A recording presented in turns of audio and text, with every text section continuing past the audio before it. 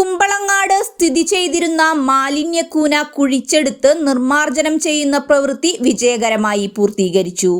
കഴിഞ്ഞ 40 വർഷക്കാലമായി കുമ്പളങ്ങാട് പ്രദേശത്ത് നിക്ഷേപിക്കപ്പെട്ട മാലിന്യക്കൂനയായി മാറിയ 13,000 ടണ്ണിൽ അധികം മാലിന്യങ്ങളാണ് ശാസ്ത്രീയമായ നിർമ്മാർജ്ജന രീതിയായ ബയോമൈനിംഗ് പ്രക്രിയയിലൂടെ നീക്കം ചെയ്തത്.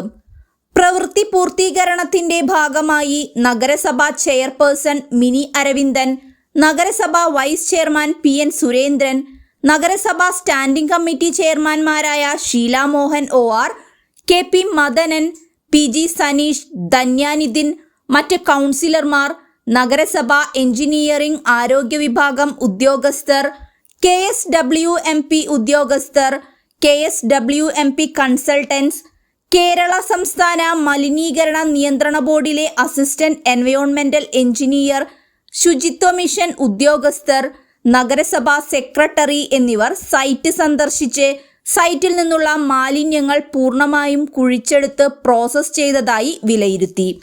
ഇതോടെ ബയോമൈനിങ്ങിനായി സൈറ്റിൽ സ്ഥാപിച്ച ട്രോമൽ ഉൾപ്പെടെയുള്ള ഉപകരണങ്ങൾ കരാറുകാരൻ നീക്കം ചെയ്യാൻ ധാരണയായി. മാലിന്യം നീക്കം ചെയ്ത ശേഷം KSWMP പൂർവ്വസ്ഥിതിയിലാക്കിയ സൈറ്റ് നഗരസഭയ്ക്ക് കൈമാറും.